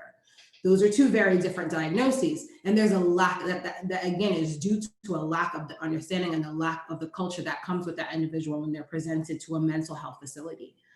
And so there are two things that need to be addressed. I think the place where we can have the most impact is, that cultural competence, the ability to understand that simply because you present to me as a Black individual, your ancestry or your heritage or culture, you come from Haiti, you come from Jamaica, you come from Trinidad, you come from Guyana, or what have you. And with that comes a difference. It's a different way of communicating or expressing, a way of understanding things.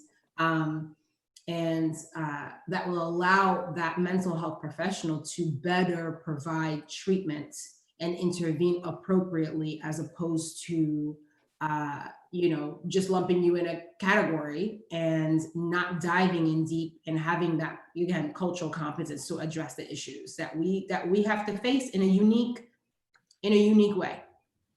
Right. That definitely sounds like we're going to have a couple more conversations on how to get to that point and get to addressing that issue. Any other thoughts about, the suicide rate and why it's impacting particularly Blacks in America the way it is? Because that survey was Blacks in America. but I'm sure we more research, like we mentioned earlier. One of the solutions for our community would be to establish a center for research, for development and training revolving around mental health, addressing mental health and social issues. I think it's time that we take that on as a mantle for us to have something to help guide us for the future, because we're it. It's like our ancestors have said, tag, you're it. Now you have all this access to resources, you have all this access to technology. What are you going to do? Any other comments or questions? Anything that we haven't addressed that you guys want to touch on or talk about further? I have a quick question. Yes, ma'am. Maybe you covered it earlier because I was late. But what exactly, I have a couple questions, is the Baker's Act? The reason I'm asking is because I know if an individual the person's in Miami, and I spoke to their aunt and I pleaded with her to join the Zoom. And as you said, Caribbean people, she didn't want to, I guess I don't know. Anyway, so I'm here to listen, to try to educate myself so I could help them. The issue is she has a nephew who is in her brother's house. He's in his dad's house, but he's in his 40s. And they know that he has a mental issue. He stopped talking to people. He barricaded himself into his room.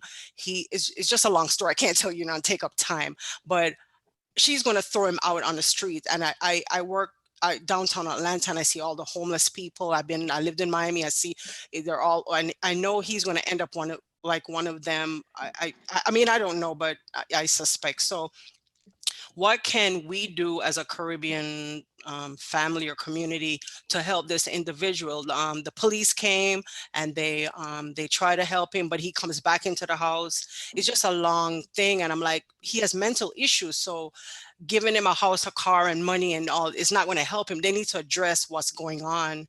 So I don't know if you guys have any suggestions. Can they force him to go somewhere? I don't know. This one is complicated, so I don't know.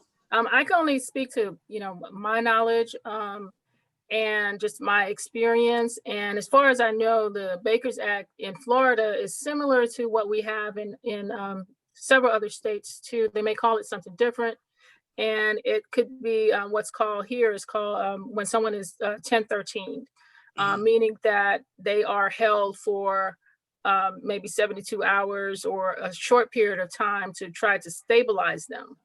But what has happened across the country, and I can speak to Georgia in particular, there was a time where individuals were being housed in mental health institutions, and they were receiving such horrible treatment that the federal government had to step in and demand that people not be kept in that fashion anymore. So they implemented a lot of community-based services. So on one side, I can see how that can be very distressing. I can just speak to, I have a son who has similar issues, and he has gotten involved in the legal system multiple times. And even right now, being involved in the legal system, right at this moment, he's at a mental health hospital trying for them to deem him competent to stand trial. And that's a whole nother system where he's being chemically, I can't even think of the word that I want to say. It's a chemical restraint to get him to act right, so he can go before a judge so they can give him a sentence. They're not treating him for the issue, the underlying issue, while he's there. So that the hospital is looking out for the interests of the court and the justice system. So it's a really, it's a struggle for parents in particular who have children that have severe mental illness to really know how to manage having a relationship with your child. At one point we were talking about cutting off. I had to cut my son off for a time because he had become very verbally abusive. And at one point, you know, even telling me to go kill myself. Now, I'm someone who struggled with suicide, and I, you know, made this oath that I would not do that again because I have, I'm looking out for my children. To hear my son say that to me devastated me. But I had to recognize for myself, he has a mental challenge.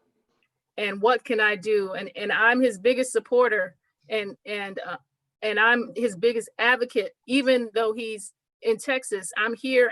I'm requesting to speak to the treatment team. I'm writing letters to the judge and the attorney, and doing everything I possibly could to support him. But for the family member that's going through that, they have to first protect themselves. Right. If they feel that they're in danger, they have to protect themselves. And at some point, I don't know what your religious, you know, what their religious feelings are about it, but at some point you have to let go and let God, and recognize that it's not until the individual who is experiencing those challenges can see themselves and recognize that, hey, you know, something's not right with me. What can I do? What opportunities are out there? Because a lot of times they're not in a place where they want to hear anything. You know, my son has, you know, dibbling, and I know he will be okay with me sharing this because he knows the work that I do. Dibble dabble with drugs, and that affects his mental state. It's not until he is in a place right now where he is clean and sober that he has had time to reflect about his behaviors and how he's treated his family and all of those things, to begin to have some regrets and begin to have some desire to even change. But it's hard. It's very hard for a parent to watch your child go through that and feel helpless and not want to kick your child out on the street.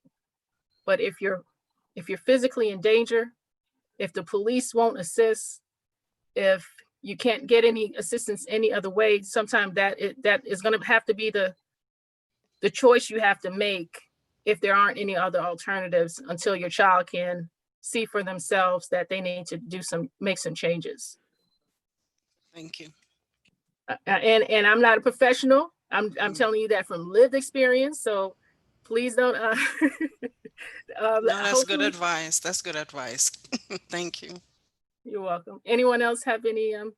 I think that's the reason why we do need to have, you know, especially when it comes to the Caribbean, is do need to have resources in the community, because, you know, when you're a Caribbean, if you're going to go, number one, you know, any type of psychological or mental problem is connected with the Caucasian, a white man, because that's all you've been seeing before. But if you bring the Caribbean, you know, provide resources, and I'm not sure, you know, maybe there are resources in the community, you know, that they're not aware of. The problem is that sometimes it's in the community, but you're never aware of it. And so it's, you know, when they can actually have someone that can understand, you know, and speak their language, then hopefully that they'll be more willing. But if, you know, to get the help, because one of the things when I was working as a career specialist, one of the reasons why they brought me on, the reason they brought me on to is because they had a lot of African American women, and most of them were Caucasian, and they said they didn't know how to handle them. And actually one of the African American women said, I'm not telling no white person my business. Because she grew up in Alabama. It's the same thing with the Caribbean community. I'm not going to tell, you know, because they don't understand our culture. They don't understand, they judge us before they even get to know us. And so I think one of the things is just hopefully that they can find some resources in the community, whether it's a Caribbean, you know, whether at least maybe African American or some kind of Caribbean support system, if they can at least find that and, you know, provide that information. But the only thing that you can do is just give them the information, and then it's up to them to take, you know, whatever lead on that, you know. But it's just really sad that we're having this, you know, especially with our Black men, because we see a lot of Black men homeless on the street, or when we go feed the homeless, because that's what we do. You know, at the ending of December, is it December? I think I'm loose. It I might think be. it's December. Yes, Christmas, yes. Yes, around Christmas time, when we go to a homeless men's shelter, over 300 that you would say these are able-bodied men. What's going on? Why are they not getting the resources? You know, but it's that, you know, we need to do a little bit more, especially, and this is a great start for the Caribbean community, you know, but finding resource in the community, that's what's needed right now. It's finding those getting resources in the community. Yes. And take advantage of, you know, there's national organizations out there. I'm sure there's most likely a chapter of NAMI in her community. And it's a great family support. Those individuals who actually, they have family support groups where she'll be able to talk with others who are going through some of the same things as a parent or family member trying to care for someone that has a mental health challenge. Thank you for that question. You're welcome. Thank you for your answers. It's been a help. Any other comments? Any last comments from Dr. Toussaint or Ms. Innocent Cupid? I just want to say one thing. Here in New York, if you live in New York, the city is giving the free mental health first aid certificate. I know other states offer it. I'm not sure the cost, but if you're in New York, it's free until the end of this year. After this year, they'll be charging for it. There's one for adults and one for kids. And I did learn a lot from that class. So it's just like first aid, but it's for mental health. So Yes. I think it's a great thing to have. Yes, definitely. And we will definitely on a Caribbean Association of Georgia's website, we plan to create a hub on that website with information for mental health. So hopefully we'll have that up very soon, and it can be a resource to our community as well. Ms. Innocent Cupid, last words? I look forward to having an opportunity to do something like this again. I do think that there is a lot of work to do. And I think, you know, starting from the beginning when it comes to having conversations and, you know, there is a saying in Creole, they talk about like just little by little, just step by step. And those little things don't have to start with big words like depression or big words like anxiety. Sometimes stress is more digestible. Sometimes just, you know, I know that they had asked like, you know, what is your love language? It's, you know, or not, whatever is your love language? How do you say I love you as a Haitian woman or as a Caribbean woman? You say, have you eaten today? You know, things like that are Right. to start to just allow that normalcy and that communication to then lead to the bigger conversations. I think that's what will allow us to grow and to break those generational issues that have existed. Definitely. Because you know our Caribbean men is like, I provide for the family. What do you mean you want to hear me say I love you? What do you mean? I go to work every day. I had this discussion with someone prominent last night. And she said, you know, her dad said to her, I paid for you to be a doctor. I pay for y'all to do this and that. And it's like, but wait, but I want you to address the issue. And it's like, no, but I paid for you to go to school. And that may be, and I thought about it earlier, actually, Molly, the love language and their love language. I know my mother's love language is giving me things. Mm-hmm. And that might be most of their love language is that if I give my children things, that should make them happy. Why you're not happy? Man, I give you every single thing. Why you're not happy? Because and then it's like, but I don't want things. I want you. Yeah, exactly. And Molly, I think that would be a great campaign. Sorry, Samantha, a great campaign to start. I mean, through social media is identifying the different ways that Caribbean people express emotion and, you know, showing what they're trying to say. So Yeah. encourage them, if this is what you want to actually say, what do you mean? This is how you say it. Yeah. And because I mean, that was an excellent point that you brought, that it starts with the communication. Right. And you That know, communication barrier is the issue. what's so funny is, and I hate that she's had to step away, Miss Richards, is that, you know, as Caribbean people, we're direct people. We speak statements of fact. You know, there was a conversation I was having with a friend who was just like, you know, if we say something like, you're fat, it is not a judgment. It is not a, you know, It's a fact. You're fat. What can we do about it? an opinion, or it simply is, hey, you just, you know, you're big, or, you know, or you're really skinny. And that is not meant in any way. My poor, random story, my poor grandmother, because also in Haitian culture, it's kind of like, you know, when you got some meat on you, it's good, it's healthy, you know? And so my poor neighbor, my grandmother does not speak very much English. And so my poor neighbor had been kind of yo-yoing and dealing with her weight and what have you. And I guess she had gained some of the weight back, and in America, you don't say anything.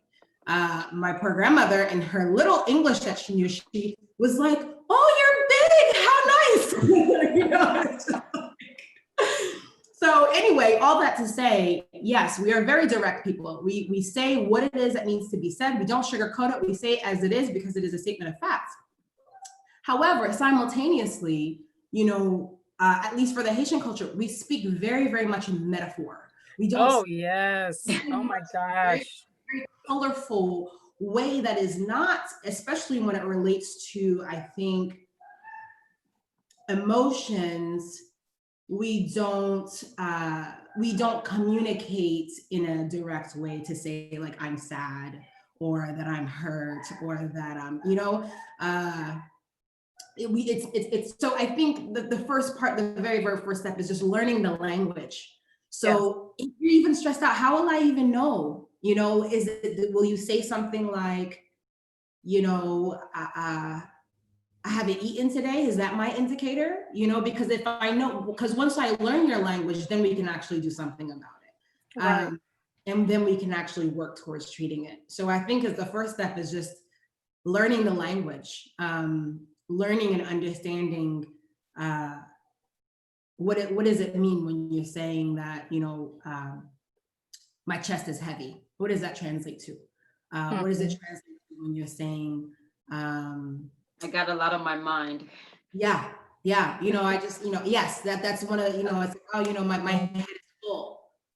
You know, a clinician might say, oh, are you having ruminating thoughts? Are you, you know, that's a symptom of depression. That's too far. We can start with just on my mind. And there's a lot of avoidance, you know, a lot of avoidance. Oh, you know, I can, you know, I mean, it's good to have that, you know, that stable foundation of your spiritual, you know, your spiritual foundation. But when you start using that as a camouflage of what's going on, oh, you know, I have both limbs working, who am I to complain? But in reality, you're in so much pain and agony, but you don't want it to come out of your mouth because you feel that if you say it, then you actually are creating it, even though you're already experiencing it, which, you know, you're I had someone actually, I did a coaching session, and someone, you know, they said, well, you know, I'm not really like, no, I'm not. And I'm thinking, no, own up to it so you can get the help and the solution. You can't find a solution until you own up to whatever it is, until you know what the real problem is. There is no way that you can really get a solution. I mean, and this person, because they were, you know, Christian, and she said, you know, Samantha, you know, the Lord Jesus, I was just kind of like going, and I was like, can you just own up? So that you can find a solution, and then you can get that release. And, you know, you can just say, oh my gosh, I feel so good. You know, but that part, no, they will not, because it's like, you know, God is good, but, you know, I was just, so I understand what you're saying, Olinda. They go, you know, like they say, beat around the bush sometimes when it comes to what Molly was saying with the emotions, with everything else. They'll be truthful and tell you how, you know, you're fat, you gain some weight, you put on size.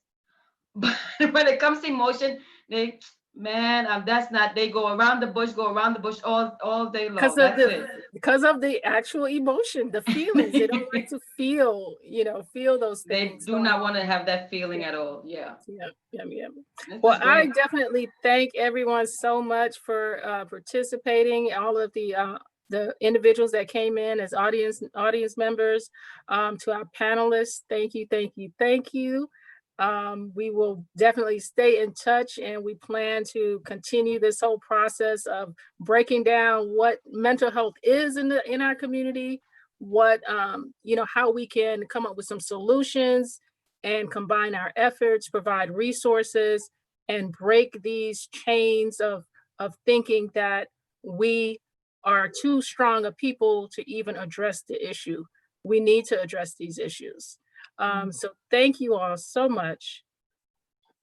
Thank you for Anything? having me. Thank you for having me. Thank you. Thank you.